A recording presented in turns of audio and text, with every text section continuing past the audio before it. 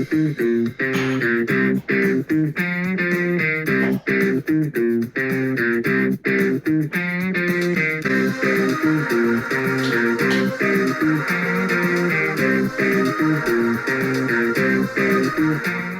guys, I'm on this channel. Today I'm going to give you my top 10 favorite films from the year. I don't know if I've seen all of the best movies from the year. I think I've seen all the biggest ones from the year. And except maybe all the horror movies like The Black Phone and Barbarian. I end up seeing Babylon, I just didn't have time to. So besides those movies, I think I've seen all of the best movies of the year. I don't know, or at least all the big ones. So these are my top 10. I'm pretty confident in the top 8 100%, but the bottom 2 of the top 10 I think are actually perfectly good movies, but I'd say are like under like 9 out of 10s or even 8 out of 10s maybe. But I don't know. This is a pretty good year for movies, I would say. A lot of great ones, but I think next year will be even better. And also, when I get home from Jamaica, I will give you my top 10 movies I'm excited for next year. But go check out my channel after this, and then let's get started. Starting things off at number 10 is going to be Bullet Train. I really enjoyed this movie. I had a lot of fun with it. It wasn't perfect. It was a bit convoluted for sure, but to be honest, the more I think about this movie, the more I realize, you know what? It's a lot of fun. Brad Pitt's a lot of fun in the movie. I think the characters themselves, specifically the twins, Lemon and Orange or Tangerine, whatever it was called, they were a lot of fun. I think all the characters themselves were a lot of fun. It was a bit convoluted. I did feel exhausted by the time it was over, and it felt longer than it should have been. It felt like 3 hours long, but the concept is fun. I would say it executed on it fairly well for the most part, with the exception of maybe 10 too many plot points. The whole thing with the water bottle, like whatever, but like there were way too many plot points, I would say. But for the most part, it was a fun little action movie, but it kind of feels like if Guy Ritchie sort of did an action movie, which I'm not the biggest fan of Guy Ritchie, but you know, some of the I like Lock, Stock, but never been my favorite director. But I enjoyed this movie. I thought it was I thought it was a lot of fun. So I did kind of give it a bit more of a negative review when I initially reviewed it, but in the end, after thinking a lot more about it, you know what? I actually really enjoyed it. Thinking about it, I just really enjoyed this movie. I haven't watched it since then, but it's in my top 10 films of the year, so I did really enjoy it. Coming in number 9 is going to be Doctor Strange: The Multiverse of Madness. This movie got some hate when it came out because it didn't live up to its title, which it doesn't, but I still enjoy it. But there are also some people that really enjoyed it, myself included, because it's just fun to see Sam Raimi, like not just Spider-Man, but like Evil Dead 2 Sam Raimi in the MCU, and actually seeing a sort of talent brought in and a specific style in the MCU, which we haven't really seen that all that much in the MCU, except maybe Ryan Coogler, and Taika Waititi. But overall, I had a lot of fun here. The action's pretty cool, even though it's not the same Dark City, Asher Drawing, Inception type visuals. It's not nothing like that. But it's not like that. But the witchcraft stuff, like with the musical notes, that little sequence, that was a lot of fun. Also, Zombie Strange, eyes popping out. That's all a lot of fun. One to kind of cover in blood. That's great. Also, her like arc where she realizes all the horrible things she's done between like WandaVision and now, and her little sacrifice. I think that overall worked. Maybe it was a little bit short. Maybe it needed maybe to flesh some things out. Maybe it could need to be a little longer. All right, fine. I can understand the argument, but I'm okay with the length. I think the story was nice. That was simple, but it's funny that people were saying, "Oh, it's so short," but then I'm like, it's nice because comic book movies are now usually around like between like 2.5 hours and 3 hours, so it's nice to have a shorter one nowadays. So yeah, this movie, I think overall it worked. Sure, it's not the best in the MCU. I don't even think it's top 10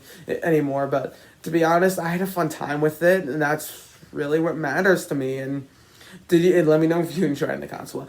Sure, it's not perfect. I don't even think it's like I don't even think it's a great movie. But like the bottom 2, I don't even think are great movies. But I enjoyed this movie. Coming in number 8, this is where I think we start to sort of get like actually into great movies, I would say. And number 8 and 7 are kind of tied. But I think number 7 is gonna be a movie I'm gonna rewatch more for sure. And at number 8 is gonna be Everything Everywhere All at Once. This movie, it's weird, but it's cool. It's probably my favorite A24 movies I've never seen, but granted, I haven't seen that many. I'm not a big fan of A24 movies. But overall, I love the message where you have to realize that every moment matters and every moment has equal meaning or something like that. I love the message here. Michelle Yeoh's great in the role, and it's a unique type of multiverse story that is not under like a comic book genre or anything like that. And the premise isn't, oh, that's you from another universe or something like that. Hello, me. Meet the real me. It's not like that kind of concept. It's very unique and very well done. The characters are fun, and it kind of just takes place in this one location if you really think about it. So I thought this movie was very well handled. So yeah, I enjoyed this movie. I think the action and fight choreography is really cool. The way this whole movie plays out, where you see Michelle Yeoh's character sort of get transversed and all of that goes on. You see how each universe is sort of playing out, and you really see how what actually happened and all the things that go wrong in this day. It wasn't the easiest movie to sit through because there was just so much going on. It's so like, I don't know what the word is. I mean, it was great, but like it's kind of exhausting to watch. I mean, I felt kind of exhausted after it was finished because there's just so much that happened in this movie. But it's like a little emotional journey, and honestly, I think that worked. It's not sure as it like amazing piece of escapism. I wouldn't say so, especially nowadays. But for what it was, I thought this was a really good movie, and to be honest, like definitely thought it was one of the better movies of this year for sure. Number 7, this movie is a bit more up my alley, and that is Black Panther: Wakanda Forever. I did really enjoy this one. Sure, is it too long? Yeah. But did I enjoy it? Yeah. So is some of the action great better than the first one? Yeah. And overall, I think Namor was a pretty good villain. Not as good as Killmonger, but I think he was still a really good villain. The whole arc they had for Shuri, I think, really worked. And overall, I thought this one was better than the first one because it was a bit more unique. The action was much better. The visuals were much better. Sure, did they make some mistakes in the finale by giving Okoye an Iron Man suit practically? Yeah, that kind of frustrated me a little bit. Overall, I thought this movie was well handled. Very kind of similar to my next one, which you might know what it is at this point. But overall, I really enjoyed this movie. Like, there's a bunch of great sequences. I think the new addition of Ironheart, I think she was a good character. I think what they kind of set on for Shuri and Wakanda, the whole thing where the vibranium, now the world doesn't trust Wakanda for vibranium, wants to go to war with Wakanda. So that I like, and the way the movie ended on with like the whole truce, I think that kind of worked and might set up some interesting things later in the MCU. Sure, yeah, as I said, it's not perfect. There's a couple issues. First one, the final battle was a little okay. And then also the middle section where everything's kind of getting explained, kind of like an exposition dump. I thought that was a little odd and went on for a bit too long. And as I said, this movie does feel like it's 3 hours long. It's not quite 3 hours long, but it's like 2 hours and 40 minutes long. So, and you do feel the length, I would say. So that was a little frustrating. It didn't need to be that long. I think it didn't even need to be longer than 2 hours and maybe 30 minutes at the most. So yeah, I think it was a bit too long, but yeah, I enjoyed this movie. I thought it was a good one. Ended on a nice post-credit scene. And overall, I thought it was probably the second best comic book thing of the year, which I think what number 1 would be at this point. But overall, I really enjoyed this movie. Coming number 6 is going to be Avatar 2: The Way of Water. Or Avatar: The Way of Water, I don't know. I really enjoyed this movie. It got some hate, kind of similar to Multiverse, but I don't care what anyone says. I don't care whether it's not as character-based as it is expected to. Does it live up to James Cameron waiting 12 years or 13 years to make another one of these? Or a movie at all? No. Does it live up to Terminator 2? Well, that would mean like my second favorite movie of all time, or higher than that, so no. Anyway, but I still really enjoyed this movie. I think the characters are done really well. I think this one was better than the first one by, I think, a decent bit. And overall, I think James Cameron knocked out the park with the visuals. They look amazing. I think this is definitely going to get best special effects for the Oscars. And overall, I think this movie was just well handled. I think everything was just put to the forefront really went nicely. And I think that the final battle was fairly satisfying. Sure, it was like a 3 hour long set-up movie, well, kind of. But was the water stuff really cool, and the whole thing with the cartoon or the katoon whales or whatever they're called? I totally probably mispronounced that, but whatever. I thought though that was really cool. As I said, all the visuals look amazing. The CGI, the 3D effects, they're all fantastic, and some of the best stuff we've probably ever seen, ever. And this is one of those movies that I just thought was just such a visual masterpiece. It's a movie you need to see in the theater. Probably IMAX, though. I saw it in standard, but I think it was still really cool because you see all the visuals right in the big screen. And this is one of those kind of movies where you need to see it in the big screen. I think this movie, it just worked on a bunch of levels for me.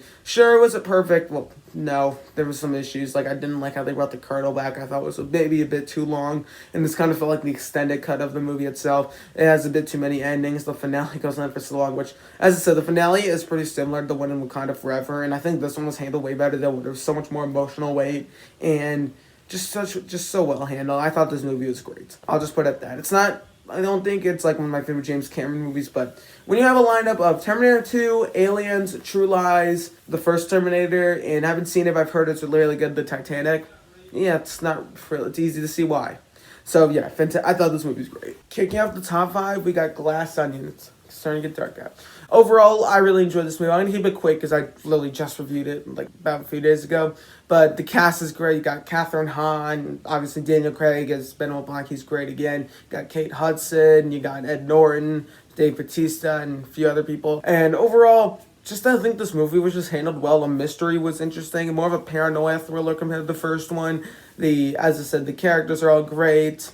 The cast is just as good as the first one. Ryan Johnson can honor bring these fun casts and play these like very lively and kind of loud characters without being like very pretentious. And overall, this is just as good as the first one. I don't know. I don't think it's better because I don't think the mystery reveal at the end was quite as interesting. But overall, I thought this is a very good movie. If you haven't seen it, it's on Netflix. Just go check it out. I think it's very well handled mystery. It's a little long for its own good, but. And I don't know if this one, it handles everything quite as well as the first one, but for the most part, I really enjoyed this one with a few minor nitpicks. Besides that, just think a great mystery. I really enjoyed this one. Number 4, this is one I was not expecting to make this list until I saw it, and that is The Unbearable Weight of Massive Talent.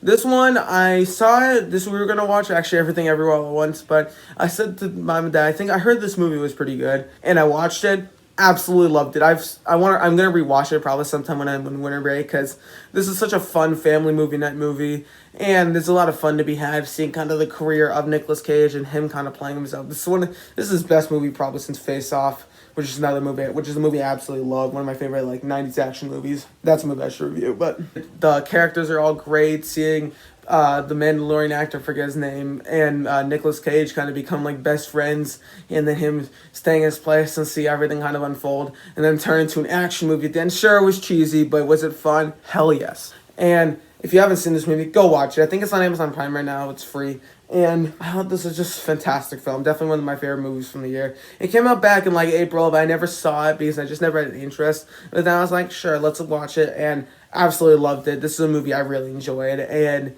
if you haven't seen it, as I said, go watch it. There's just so many fun sequences, fun lines, the Nicolas Cage golden guns like from Face Off, and seeing kind of Nicolas Cage's career kind of deals with that and sort of just thinking about it is just a lot of fun. And as not someone that was a huge Nicolas Cage fan, and I really wasn't, and I had a lot of fun with this movie. It kind of makes me kind of like Nicolas Cage as an actor maybe just a bit more. I don't know. But it's just a lot of fun seeing all of these gags kind of appear out and seeing what actually happens. It's just so much fun, and seeing what actually goes on is hilarious. So overall, I really enjoyed this movie. Definitely one of the best movies of the year. And as I said, for the 4th time, If you haven't seen it, go check it out because it's not overly long, but I think it's worthwhile. I think it's a very fun film. Coming in number 3, I think all of these 3 movies are going to be considered modern day classics in the near future. And at number 3 is going to be The Batman. I absolutely love this movie. I recently rewatched it. I don't know if it was quite as good in like the 4th watch as I've seen it in the first 3 watches because it's long. You kind of do feel the length, sort of fairly fast-paced. The detective mystery side of things is great. I love the whole opening bit, or not necessarily the opening scene, but with the whole monologue with Batman saying everything and the whole thing with the shadows and that whole thing. It's a bit of a darker noir 7 type through, which I did recently watch 7, and you can immediately draw connections between John Doe and the Riddler in this movie. And to be honest, has a pretty great final battle. I know some people complain about it, and that's fair. I can kind of understand. Some parts of it I don't love, but I think it worked for the most part. A lot of the action sequences, the car chase is great. I love the whole bit at the train station at the beginning. Just a bunch of great Batman bits, and to be honest, this is a fantastic comic book movie. I think I like Snyder Cut just a little bit more over this one, but I think this movie's fantastic. I think there's so many amazing sequences. The suit looks badass. The Riddler is a great version of the Riddler. Even Colin Farrell's Penguin is fantastic, which not a big fan of the Penguin, but he's great. Caroline Falcone's great. I love Zoe Kravitz's version of the Catwoman. And overall, it's just such a well-handled movie, and I cannot wait for the sequel.